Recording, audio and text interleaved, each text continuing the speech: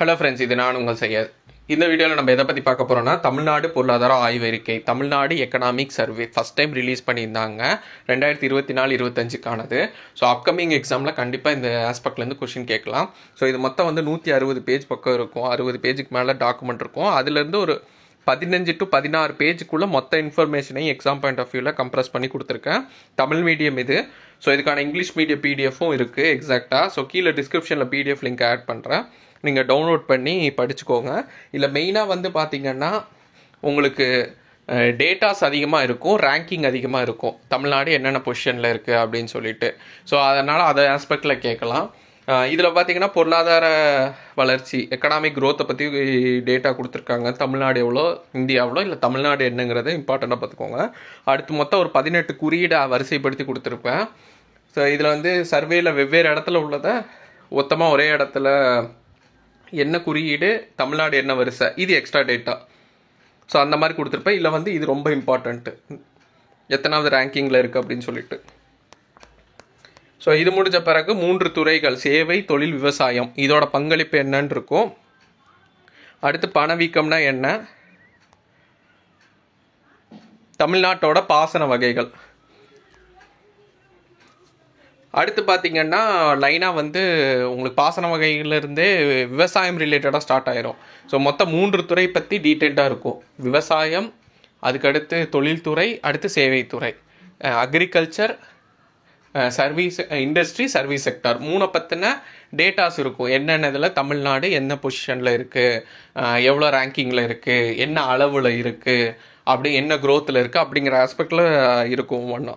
இப்போ இது பார்த்திங்கன்னா விவசாயத்தில் வந்து உற்பத்தியில் என்ன தரவரிசை, உற்பத்தி திறனில் என்ன தரவரிசை அப்படின்னு சொல்லி கொடுத்துருப்பேன். அடுத்து நில பயன்பாட்டில் என்னென்ன நிலங்கள் என்னென்ன இதில் இருக்குதுன்னு சொல்லிட்டு இதை வந்து வரிசைப்படுத்த சொல்லி கேட்கலாம். இதை கொடுத்துட்டு வரிசைப்படுத்துங்க அப்படின்னு சொல்லி கேட்கலாம்.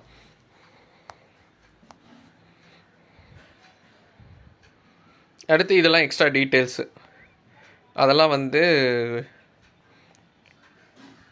அடுத்து தொழில்துறை, இதுவும் அதே மாதிரி தான்.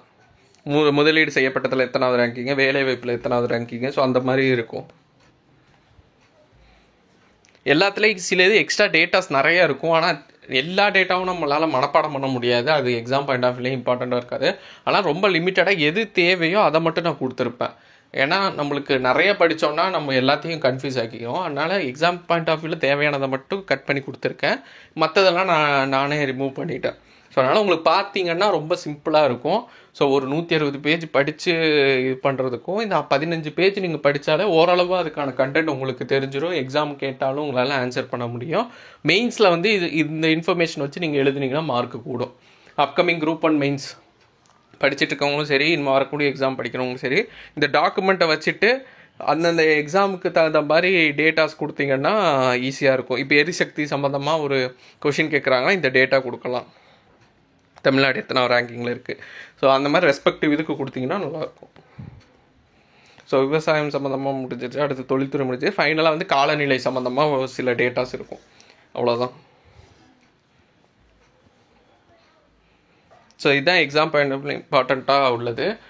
மற்றது எல்லாமே இருக்கக்கூடியதெல்லாம் நான் 2 இயர்ஸ் மேலே அந்த கம்பெனிஸ் 30 மாதம் கரண்ட் அஃபேர்ஸில் கவர் பண்ணியிருப்பேன். ஸோ அதில் வந்து கவர் ஆகாமல் மிஸ் ஆனது வந்து இது ஒன்று தான், எக்கனாமிக் சர்வே. ஸோ அதனால் அதையும் நான் கவர் பண்ணி கொடுத்துட்டேன். ஸோ இதை யூட்டிலைஸ் பண்ணிக்கோங்க. பிடிஎஃபாக கொடுக்குறனால நீங்கள் பிரிண்ட் அவுட் எடுத்து கூட படிச்சுக்கலாம். மொத்தம் ஒரு 15 பேஜ் பக்கம் இருக்கும். இல்லைன்னா எழுதி வச்சு படிச்சுக்கோங்க, குயிக்காக எழுதி வச்சு படிச்சுக்கலாம். ஸோ இந்த வீடியோ யூஸ்ஃபுல்லாக இருக்கும். நம்ம அப்கமிங் வீடியோஸில் பார்க்கலாம். தேங்க்யூ.